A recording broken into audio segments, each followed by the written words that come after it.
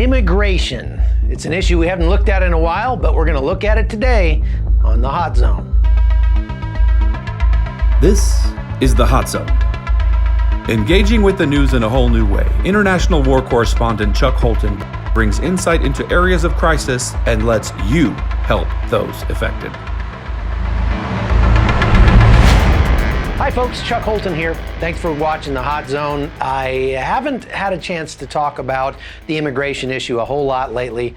I've been in Syria a bunch and have been overseas a lot, Afghanistan, South Africa, Nigeria, all over the place. So we haven't really got to touch on this issue too much, but we just finished the fiscal year in the United States, and so the government has finalized its numbers for what the cross-border traffic looked like through the course of the fiscal year. That's 1st of October to the end of September. And so we're going to hear from Chief Provaznik of the Yuma sector, Border Patrol, about what they saw on their sector. And before we do that, though, I just want to give you a quick update on Syria, because I told Dave Eubank when I left I was going to do everything I could to get the word out about what's going on there. He sent a quick update on what they've been doing. Here it is. This is 13 November, 3 miles outside of Tel Tamer. The front lines are just over these hills here, where the Free Syrian Army with Turkish support and tanks and daily airstrikes from drones are been steadily advancing all the way from the Turkish border here in this zone of displacement. Over 300,000 people displaced, over 83 dead that we've dealt with, over 140 wounded. But that's out of totals of over 200 dead, over 1,000 wounded in this area. And so the attack goes on. There's not been one day of ceasefire, not one day of shooting stopped.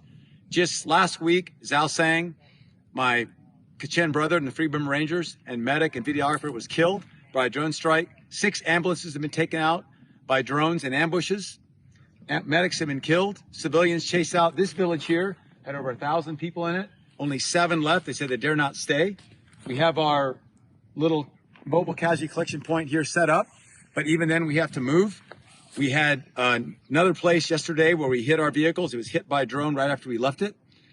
So there has been no ceasefire. There's only been an invasion, ethnic cleansing, murder, and death in these last few weeks. And my appeal to the United States is please pray, and to President Trump, as you're meeting with Erdogan, and to Erdogan himself, God bless you both to find a solution. And the solution is go back to the border, let these people go home and work together, negotiate together who's going to live here. But the people here are the ones to decide that. And that's my appeal. And first, the very first step is a no-fly zone. These daily drone strikes have been absolutely deadly, and they need to stop. So my appeal is U.S. re-engage, say we're sorry for what we did, do a total stop on all air and air attacks. We need our planes up here to do that, and then negotiate together who's going to live in this land. This world is big enough for everybody. Dave Eubanks, God bless you.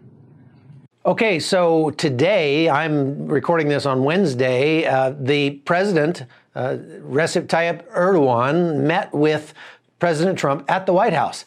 And a lot of people are not so sure that was a great idea. It's kind of a reward to meet with a guy at the White House. But let's hope at least that the president really put the screws to Erdogan about this Kurdish issue, because there is no doubt a genocide or an attempted genocide happening in that 30-kilometer zone and even outside of it. And so regardless of the fact that there are U.S. troops there in Qamishli, inside the zone, supposedly protecting the Kurds and helping the SDF, they're not doing much of a job at that. And they're probably are being limited to only helping the SDF if they happen to be going after a target that is qualified as ISIS. Well, if they really cared about defeating ISIS, they'd be going after the Free Syrian Army, because there are tens of thousands of former ISIS fighters who are now fighting for the Free Syrian Army. That's kind of the way things go over there. So let's hope that Donald Trump got a chance to talk to President Erdogan a little bit about that, and let's hope that we see some change over in Syria in the near future. Okay, let's move on to the immigration issue. We've got something over 75 miles of the new border fence that has been completed, and it's looking good. It's having a dramatic impact on the cross-border traffic, but it's still shaping up to be a record year when it comes to the amount of people crossing illegally. Now look, this issue is not about immigration. This issue is about illegally cutting the line. Now, you don't like it when you're in line for the movies and somebody goes up and cuts in front of you in line.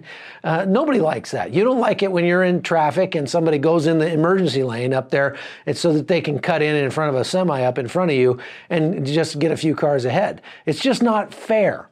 And that's the kind of immigration that we're talking about. We're talking about people crossing illegally, which puts them in the front of the line for asylum claims, in front of the people who did it correctly, that is, got in line at the port of entry to try to claim asylum. And so there's no excuse for it. It's illegal. And to start to say that you care about living in America, that America is the only place for you, but you're going to start your journey in America by breaking its laws, that says something. And here is what Chief Bravasic had to say about the year-end numbers for the Yuma sector. Check it out. So during fiscal year FY19, which ended September 30th, 2019, the Yuma Border Patrol sector apprehended 68,269 people. 6 months ago, Yuma sector apprehended 13,924 individuals in just 1 month. Contrast that number with October's arrests of 795 individuals for the month of October. That equates to an average about 449 people apprehended per day in May, which was our high water mark here in Yuma sector, and 25 per day in October, which just ended yesterday. We apprehended a total of 51,961 family units, individuals. That was a 257% increase from FY 2018. This demographic represented more than 76% of our total arrests for FY 2019. Moreover, Yuma sector agents apprehended 7,289 unaccompanied alien children in FY19, which represented a 34% increase from 2018. Not only are we charged with securing this 126 miles of international border as our primary mission, we are also required to divert resources, agents, and funding to process and care for the migrants entering the United States through illegal methods. Okay, so you can see that progress is being made, but it's still been a pretty amazing and not so good year when it comes to illegal crossers on our U.S. southern border.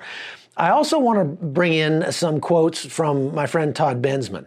He works for the Center for Immigration Studies, and they do a lot of really in-depth research on the cost of illegal immigration. And he just had a very interesting seminar in Washington, D.C. last week where they talked about the actual physical cost, the financial cost of immigrants coming in to Europe illegally, which is still happening. There's still hundreds of thousands of immigrants coming from the third world, Syria and Afghanistan and Northern Africa and other places like that, coming into Europe illegally every year, and many of them are coming through Greece. As a matter of fact, Greece just passed a law.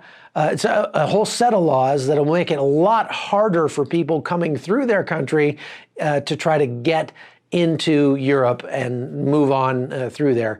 Again, Chief Bravasic talked about the push factors and the pull factors.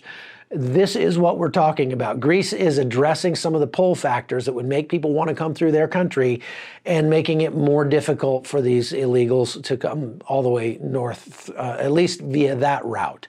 Now, people might argue it may drive more people to go the Mediterranean route, which is more dangerous. They may drown, but unfortunately, you have to make it dangerous and uncomfortable or else they're not going to stop coming. It's already very dangerous and very uncomfortable. And really addressing, there's very little that Europe or the United States can do to seriously address the push factors that are sending people out of their countries, as long as there is a wage differential in what they can earn where they live or in Europe or the United States.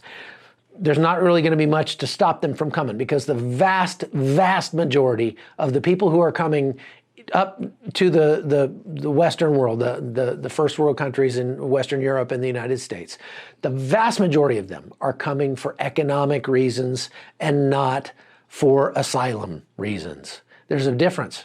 And no matter what they say, when I talk to them, when I'm out there traveling with them, these caravans on the road, what they told me by and large is, I'm coming to get a better job. I can make more money in the United States. When they do make more money in the United States, by the way, not just earning money, but taking money from the social welfare system, they then send that money back to Guatemala, Honduras, or wherever they come from to finance the next wave of illegal migrants. And so this is a self-fulfilling prophecy. We've got to make it stop, and the only thing that we can address is making it more difficult, more uncomfortable, and less appealing for those people to come to the United States. That's what we've got to do. Listen to what Todd Bensman has to say about the cost in Europe. We looked at the period between 2014 and 2018, and during that period, we noted 104 Islamist extremists entered the EU's external borders using long-haul irregular migration methods to get over the border. This, like I said, established proof of concept that this was a kind of a new tactic in terror travel. Of the 104, they carried out 16 distinct attacks, 32 thwarted plots. 28 individual migrants or people who posed as migrants completed actual attacks. 37 were arrested or killed as a result of thwarted plots, and 39 others were arrested for general terrorist activities. And by that I mean, there was a commander who chopped heads off somewhere in a village in Syria, and then they crossed in with the migrants and they hid, or we didn't know what they were going to do. They were a higher risk, but it was illegal to have been part of a foreign terrorist organization, and so they were arrested. More than 40 of the migrants who were involved in completed attacks and thwarted plots were purposefully deployed into the migrant flow. This was ISIS, their external operations branch, trained, organized, equipped, funded a purposeful deployment using this tactic to gain access to target countries. Of those 40, 27 formed what we call a supercell. They were mainly involved in the Paris and Brussels attacks, and then the rest of them were either killed or arrested. The vast majority of these terrorists took what's known as the Western Balkans route. This would entail an entry into Greece and then north through the Balkan countries to Hungary.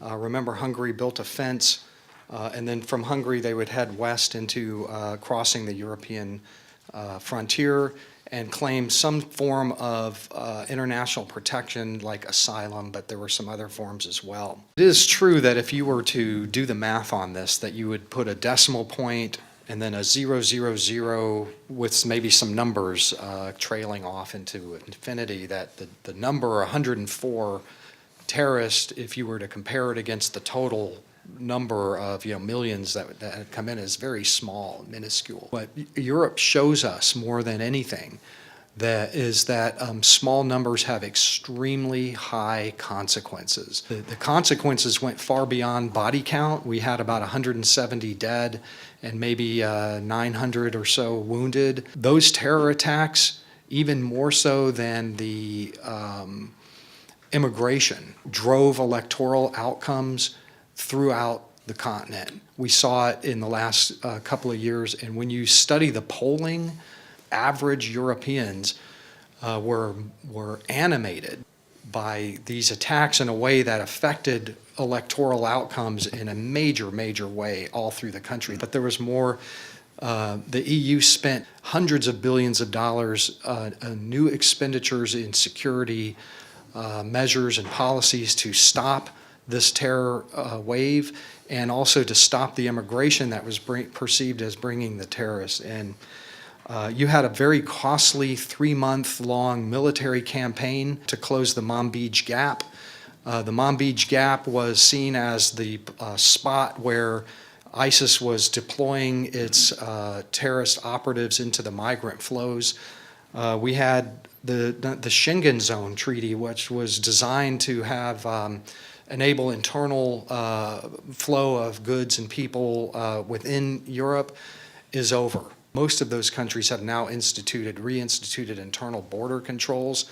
No more Schengen Zone. That's a significant continent-wide consequence of 104 people. I would argue that, as a country, we should put that on the table and respond with policies that take into account the consequences, not the number. I'm always so fascinated by the Center for Immigration Studies and the stuff that they come out with. It's really well researched, very well done, and it's something that here in America, we and our politicians especially ought to be listening to. So pass this podcast along to your friends. I hope you'll like it and share it. We've been growing, and that's good. We've got 244 episodes out now, and man, that's pretty amazing. So thanks for being a part of it. I hope you'll like and share the podcast, and go to livefire.us to take a look at my books. My new book, Prowess, is selling like hotcakes, so get your copy quick. It makes a great Christmas present, stocking stuffer, or what have you. All right, I'm Chuck Holton. Thanks for watching The Hot Zone.